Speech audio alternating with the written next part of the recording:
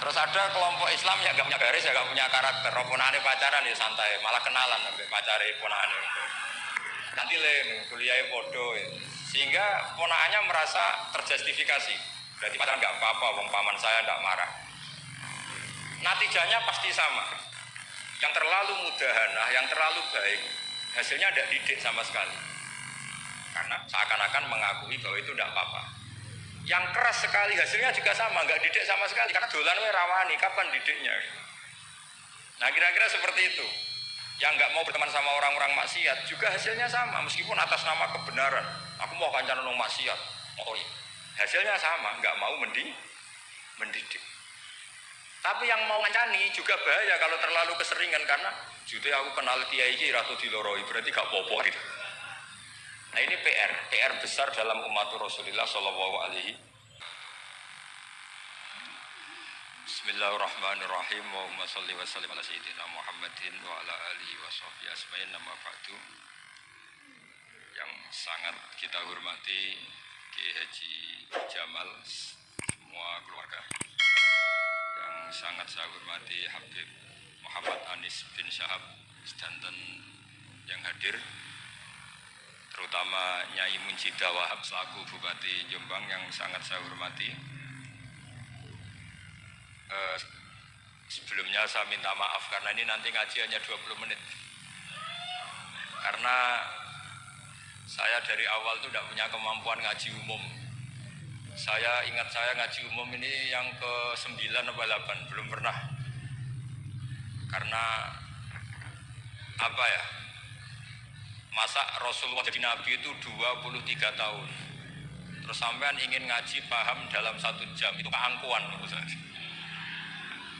Jadi Rasulullah itu jadi Nabi itu 23 tahun. Tapi orang ingin memahami Islam, nyewa kiai, diatur lagi, itu kalau nggak pernah sepuh itu dosa, itu jelas itu. Itu 1 jam ingin paham. Saya punya sekian cerita, ini Maulidur Rasul Sallallahu Alaihi Wasallam. Itu dulu zaman Nabi itu ada ayat yang Jibril jauh-jauh dari langit turun ke bumi hanya membawa 1 kalimat, sehingga syarat seorang mufassir itu termasuk tahu pertanyaan kalimat apa yang hanya 1 diturunkan Jibril, yaitu kalimat minal fajr. Jadi dulu awal-awal Islam itu ada ayat kamu makan wakulu washrobu hatta yatabayyana lakumul khaytul abyadu minal khaytil aswad. Jadi kalau malam puasa itu orang boleh makan selagi melihat benang putih sama benang hitam itu belum kelihatan. Tapi kalau sudah kelihatan mana yang hitam, mana yang putih, berarti otomatis imsak. Itu sahabat entah saking lugunya, itu ya benar-benar masang benang hitam sama putih, dia makan. Nanti 1 jam dari makan misalnya diintip lagi, kok belum kelihatan, makan lagi. Mungkin yang istrinya cantik ya kumpul istrinya lagi, kalau tidak cantik ya sudah tidak usah mungkin. Sampai itu jadi perilaku sahabat berhari-hari. Ketika dilaporkan ke Rasulullah, Rasulullah itu tertawa-tawa. Kok ada begitu? Baru Jibril datang menerangkan minal fajr. Jadi benang hitam artinya masih malam, benang putih maknanya sudah fajar shadiq. Itu lama sekali. Saya ini termasuk orang yang sangat-sangat susah ketika orang ingin belajar Islam itu instan. Dulu Nabi jadi Nabi itu 23 tahun. Itu untuk menemukan teori masbuk, tidak nyalip imam, itu Nabi juga lama. Jadi dulu sahabat itu kayak anak-anak kecil zaman saya kecil itu, kalau imam sudah rakaat 3 atau rakaat keempat, itu kalau orang-orang desa kan langsung takbir, terus dia sholat sampai 3 rakaat nyalip siapa? Imam. Nanti di rakaat keempat baru sama imam salam dia ikut salam. Itu hebat betul. Itu sama sekali nggak salah. Kalau ditanya, lo kok ikut salam? Kan sudah sama-sama 4 rakaat, karena imamnya dia apa? Disalib. Jadi dia takbir terus tahu imamnya rakaat 3 atau keempat terus nyalip sampai ke rakaat yang sama, nanti salamnya bareng-bareng. Itu dulu sahabat ya gitu. Kalau Rasulullah sudah di rakaat keempat atau ketiga langsung mereka takbir Allahu Akbar, nyalip. Setelah nyalip menyamakan dengan Rasulullah, Rasulullah salam juga ikut salam. Jadi itu dulu lama sekali prosesnya. Sampai ada satu istiwa Mu'ad bin Jabal datang, kemudian Nabi sudah sholat, berarti masbuk kalau dalam bahasa fikih. Mu'ad langsung ikuti Nabi, setelah Nabi salam baru Mu'ad menambahkan jumlah rakaat yang tertinggal. Terus semenjak itu jadi sunnah, jadi sunnatan mutaba'ah kalau masbuk ikut imam, kemudian hanya menambahkan rakaat yang tertinggal. Itu 23 tahun. Jadi saya ngisi 20 menit yang nggak paham, 2 jam yang nggak paham, 3 jam yang nggak mungkin paham. Daripada gitu ya 20 menit saja. Ya itu betul, karena saya tidak punya kemampuan itu. Saya masih ngaji umum pertama itu di hallnya Abahnya Pak Hamid Pasuruan di Lasem. Kedua di Pak Hamid Pasuruan kemarin.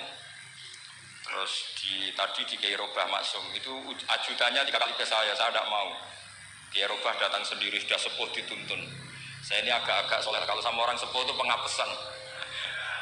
Masih ingatlah aturan mainnya laisa minna walam yarham saghirana wa yuwaqqir haqqo kabirina. Tapi yang sepuh betul, kayak Jamal itu sepuh betul. Ada sepuh gaya-gayanan tidak mau. Karena memang Mbak Jamal itu besanan sama saya, Mbak Sahal itu misanan saya, misanannya Mbah saya. Terus Mbak Nafisa ya keluarga sini. Saya teruskan, kalau Mbah Roba itu faktornya sanad. Roba bin Maksum, Maksum ini muridnya Mbah siapa itu? Fakih Mas Kumambang. Mbah Zubair dulu yang ngajinya sama Mbah Fakih apa?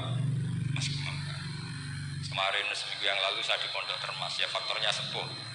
Karena sanad saya Mbah Mun, Mbah Zubair, Fakih Mas Kumambang, kemudian Mbah Mahfud apa Termas. Saya terus mau cerita tentang sanad ilmu.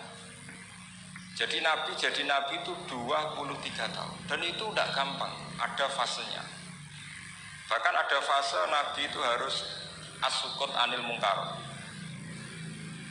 As-sukut anil mungkarat itu diilmoni oleh pakar-pakar usul fikih. Apakah as-sukut anil mungkarat itu berarti mengikrari kemungkaran? Apa takhirul bayan? Saya ulang lagi pakai bahasa Indonesia. Ketika ada kemungkaran Nabi diam, itu diamnya karena nyari momen untuk ngandani, atau memang diam itu dengan tanda kutip jangan-jangan dia ikrar. Makanya ulama usul fikih itu berdebat. Diamnya Nabi ketika melihat kemungkaran di awal Islam itu karena ada mahwa aham, ada yang lebih penting yaitu menerangkan tauhid. Atau takut itu menjadi satu momok bagi mereka karena Nabi dianggap coro Jawa itu dianggap ketangkeman, sidik-sidik ngeloroi. Nah, perdebatan ulama dalam seperti ini itu penting sekali karena nanti menjadi satu rumus ilmu. Saya berkali-kali berpikir gini, misalnya Anda punya keponakan atau punya anak pacaran, ada pakde yang keras sekali, mesti marah. Itu nanti ponakannya nggak sempat dikandani karena main saja nggak berani, mesti pakde itu marah. Karena ini Islam garis keras atau garis lurus, apa nggak tahu. Pokoknya punya garis. Terus ada kelompok Islam yang nggak punya garis, ya nggak punya karakter. Ponakannya pacaran ya santai, malah kenalan sampai pacare ponakannya. Nanti kuliah bodoh, sehingga ponakannya merasa terjustifikasi. Berarti pacaran nggak apa-apa, wong paman saya nggak marah. Natijanya pasti sama. Yang terlalu mudahanah, yang terlalu baik, hasilnya tidak didik sama sekali. Karena seakan-akan mengakui bahwa itu tidak apa-apa. Yang keras sekali hasilnya juga sama, nggak didik sama sekali. Karena dolan we rawani, kapan didiknya? Nah kira-kira seperti itu. Yang nggak mau berteman sama orang-orang maksiat juga hasilnya sama, meskipun atas nama kebenaran. Aku mau kancan nong maksiat, hasilnya sama, nggak mau mendidik. Tapi yang mau ngancani juga bahaya kalau terlalu keseringan karena justru aku kenal kiai iki ratu diloroi berarti gak popo gitu. Nah ini PR besar dalam umat Rasulullah Shallallahu Alaihi Wasallam. Tadi saya diceritani Mbah Jamal berjuangnya di sini, nata dari kampung yang macam-macam menjadi kampung baik. Dulu saya dugi di Lasem ya gitu. Mbah Mun dulu ya sarang diimpit 2 kampung yang masalah, tapi lama-lama terus jadi kampung yang baik lewat tarbiyah, lewat proses tarbiyah yang luar biasa. Maka ketika kemungkaran kita biarkan, itu namanya apa? Namanya itu kalau dalam usul fikih itu takhirul bayan. Mengundurkan memberi penjelasan. Karena sekali tidak dengan definisi ini nanti takutnya dianggap al-iqrar alal mungkar, dianggap ngakui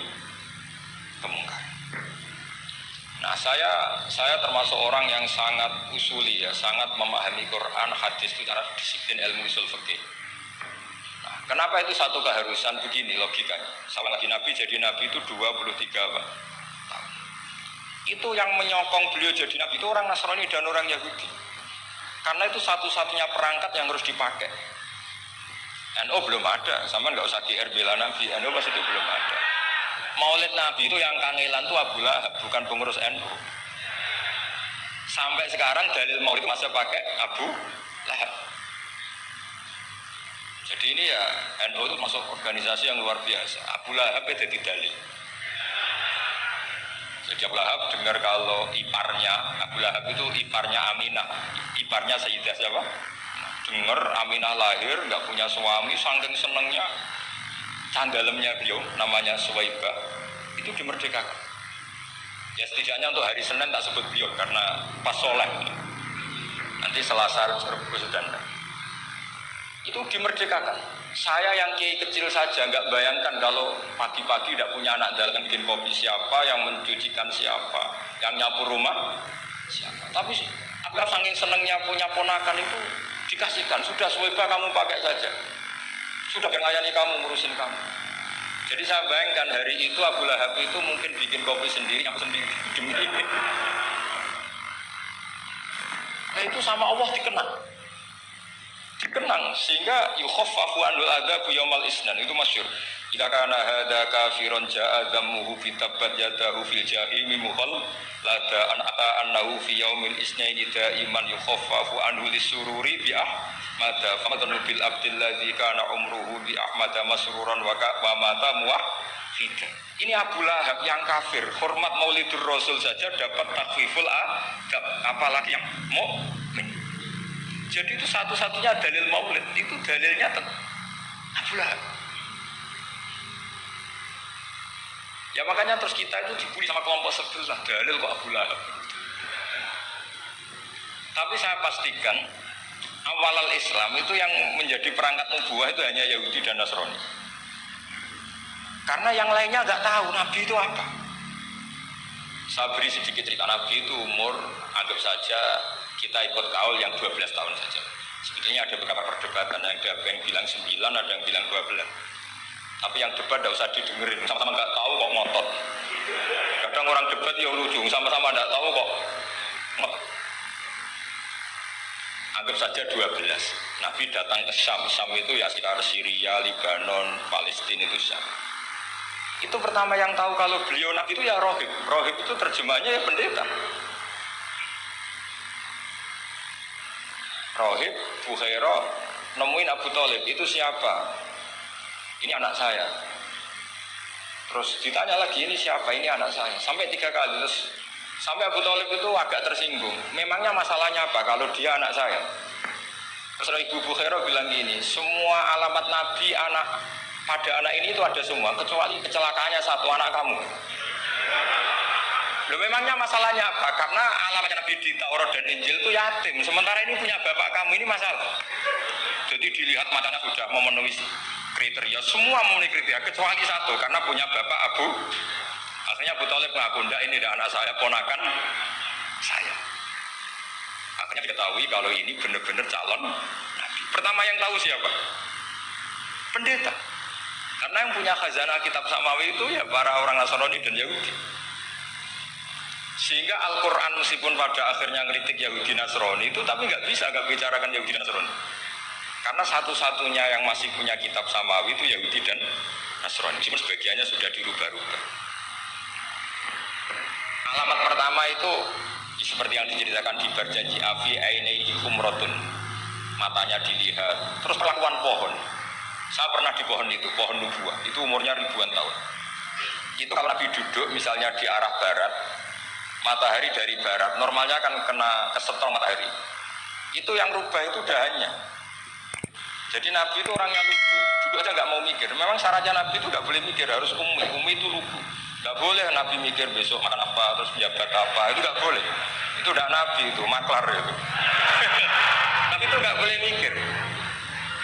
Makanya Quran nyifati Nabi itu makun tata jerimal kitab walal iman. Kami itu tidak tahu kitab itu apa, iman itu apa. Jika Nabi itu nggak bisa, cepat beres nggak bisa. Nabi kok memaklumatkan wah saya tadi malu nggak bisa.